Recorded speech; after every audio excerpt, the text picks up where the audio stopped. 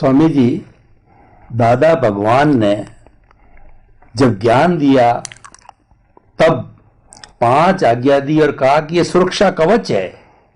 अगर 5 आप आज्ञा का पालन निरंतर करते रहोगे और आपकी प्रतीति जागृति अनुभव में बराबर रहोगे तो दादा भगवान ने कहा कि आपका मोक्ष निश्चित है। तो मैंने इस 5 आज्ञा पे बहुत गहराई से आपकी तरह शोध किया और जैन दर्शन को मैंने जब पढ़ा तो मुझे मालूम पड़ा कि सम्यक दर्शन ज्ञान चारित्राणी मोक्ष मार्ग। सम्यक दर्शन के हमारे जो जैन दर्शन के अंदर मोक्ष के 4 मार्ग बताए, सम्यक दर्शन, सम्यक ज्ञान, सम्यक चारित्र और सम्यक तप। यानी फिर मैंने इसको 5 आज्ञा मैंने देखा कि कैसे 5 आज्ञा जो है इनसे मेल खाती है। तो मैंने अनुभव किया कि जो पहली 2 आज्ञा है रियल व्यू और रिलेटिव व्यू है, ये सम्यक दर्शन से जुड़ी हुई है। यानी हम रियल रिलेटिव जड़ चेतन का भेद विज्ञान कर लेते हैं तो हम सम्यक दर्शन की स्थिति को प्राप्त कर सकते हैं। जो है ये तो मेरे शब्द है, क्योंकि भाव तो भाव ही होते हैं, शब्दों के अंदर पूरे भाव स्पष्ट नहीं होते हैं, सीमा है शब्दों की। तो आप भी कृपया इसको दृष्टि विज्ञान, इसको जो है आपके अध्यात्म विज्ञान के एंगल से बताइए, क्योंकि बहुत सुंदर 5 आज्ञा बड़ी अभिभूत करने वाली है। ज्ञानी पुरुष दादा भगवान की 5 आज्ञा, रिलेटिव, रियल, जगत नियंता, व्यवस्थित शक्ति, चौथी फाइलों का संभाव से निपटारा करना और 5वीं आज्ञा शुद्धात्मा के वही खाते में रकम जमा करना। ये 5 आज्ञा ज्ञानी पुरुष ने ज्ञान दृष्टि देने के बाद पुरुषार्थ के रूप में दिया। मैं समझता हूं ये आज्ञा को देने का संजोग ज्ञानी पुरुष को क्यों आया।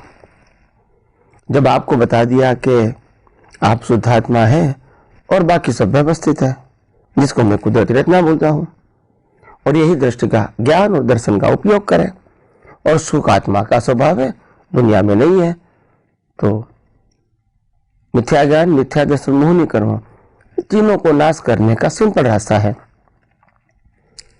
मगर ये विस्तार से उनको इसीलिए बताना पड़ा, आज्ञा के रूप में, सत साधन के रूप में, संभाव से निपटारा करने के रूप में बताना पड़ा, क्योंकि उस जमाने के लोग इतने आध्यात्मिक विज्ञान को या तो अक्रम विज्ञान को विज्ञान की तरह समझने में सक्षम नहीं थे।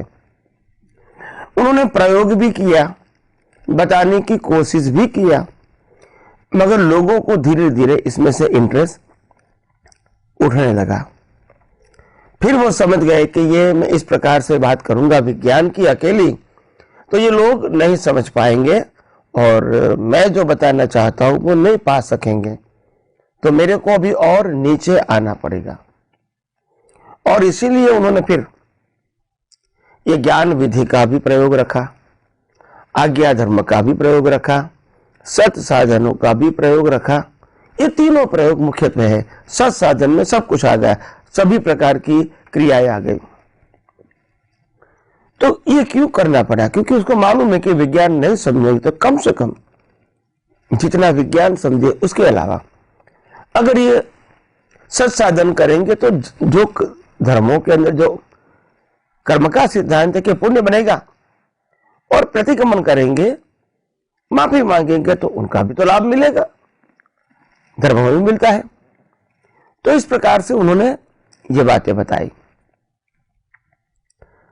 तो मेरा ऐसा स्पष्ट मानना है कि विज्ञान और क्रिया का पुरुषार्थ दोनों साथ में नहीं चलेगा, नहीं तो विज्ञान समझ में नहीं आएगा।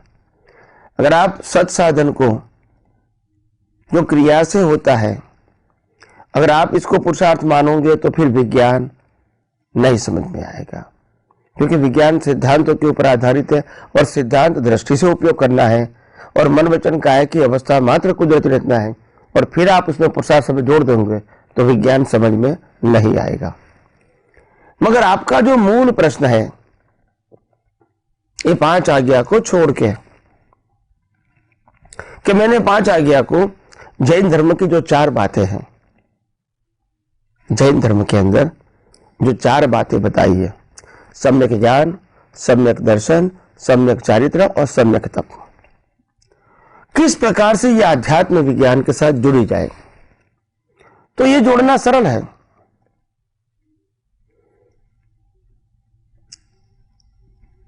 कैसे सरल है?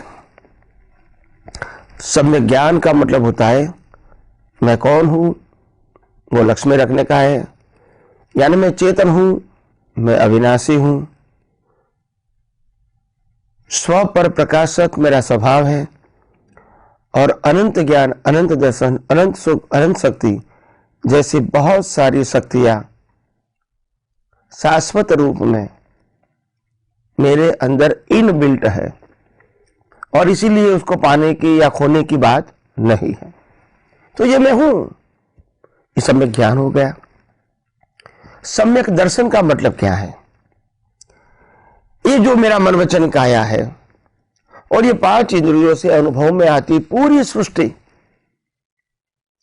अगर मैं उसको कुदरत, कुदरती कानून और कुदरती रचना के रूप में देखूंगा तो वही, इसी से ही तो राग द्वेष नहीं बनेंगे। यही तो वितराग दृष्टि है, यही तो देहाध्यास को खत्म करने का रास्ता है। जो श्रीमद राजचंद्र जी ने बताया, छूटे देहाध्यास तो नहीं करता तू कर्म, नहीं भोगता तू तेहनो एज धर्मनो मर्म। यानी देहाध्यास छोड़ने की बात भी उन्होंने तो कहा है और वही धर्म का मर्म बताया। और यहां जब कुदरत, कुदरती कानून और कुदरती रचना समझते हैं तो न मन वचन काया आपका है, न मनोचन काया की अवस्था आपकी है, न मनोचन काया को चलाने वाले आप हैं, न मनोचन काया को भुगतान करने वाले आप हैं, और ना ही बाहर की जो दुनिया दिखती है इसका कोई भी व्यक्ति संचालक नहीं है। इसीलिए मालिक भी नहीं है और कर्ता भी नहीं है, और इसीलिए रिस्पॉन्सिबल भी नहीं है। न ये मनोचन काया रिस्पॉन्सिबल है, न दुनिया के कोई भी व्यक्ति का मनोचन काया जो भी होता है उसमें रिस्पॉन्सिबल नहीं है। तो ये दर्शन के रूप में समझ में आना, पहले ज्ञान प्लस दर्शन, ये पहला 2 पुरुषार्थ इंपॉर्टेंट है, ज्ञान एंड दर्शन। उसके बाद आता है चारित्र। चारित्र का मतलब होता है एक्सपीरियंस। चारित्र का मतलब होता है मन वचन काया की क्रिया नहीं, 5 महाव्रत नहीं। चारित्र का मतलब होता है अनुभूति। जो ज्ञान, सम्यक ज्ञान और सम्यक दर्शन का उपयोग करके हमने जो कैपिटल प्राप्त किया वो है हमारा सम्यक चारित्र। ये अनुभूति की बात है, ये फिजिकल बात है नहीं है, ये स्पीच, थॉट और एक्शन की बात नहीं है, अनुभूति की बात है। इनको सम्यक चारित्र कहते हैं। मगर हमारे पास ज्ञान दर्शन तो है, मगर उसकी स्ट्रेंथ नहीं है कि ऑन द स्पॉट यूज करे और तुरंत चारित्र बन जाए, वितराग दृष्टि हो जाए। ऐसी स्ट्रेंथ हमारे पास नहीं है, क्योंकि ये विज्ञान हमने पाया है। अभी अनुभव के मार्ग में आगे जाना हमको बहुत कुछ बाकी है। तो इसीलिए अगर एक संयोग के अंदर जो बाह्य संयोग है, जो मन वचन काया से जुड़ा हुआ है, वो संयोग में शुद्ध ज्ञान और शुद्ध दर्शन का उपयोग करने का जो प्रयोग है, वो प्रयोग जितना लंबा है इसको कहते हैं तप। यानी कोई व्यक्ति ने आपका प्रकृति का अपमान कर दिया,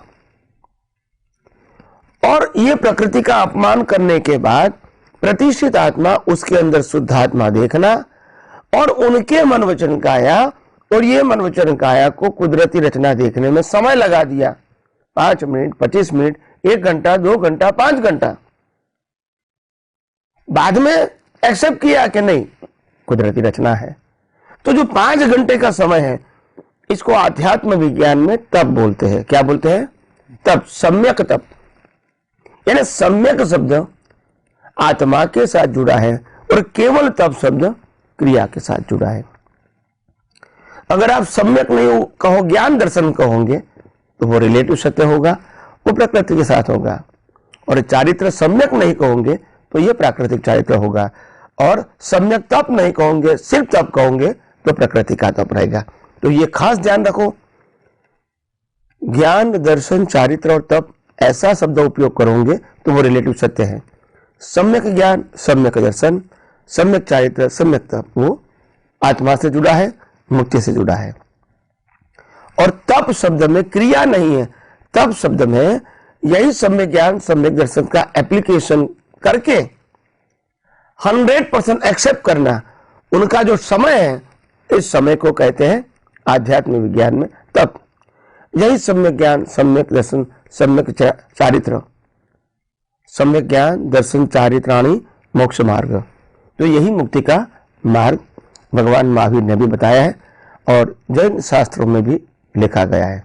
तो आइए हम सब यही विज्ञान को और गौर से समझने की कोशिश करें और अपना ज्ञान और दर्शन विशाल और सैद्धांतिक बनाएं।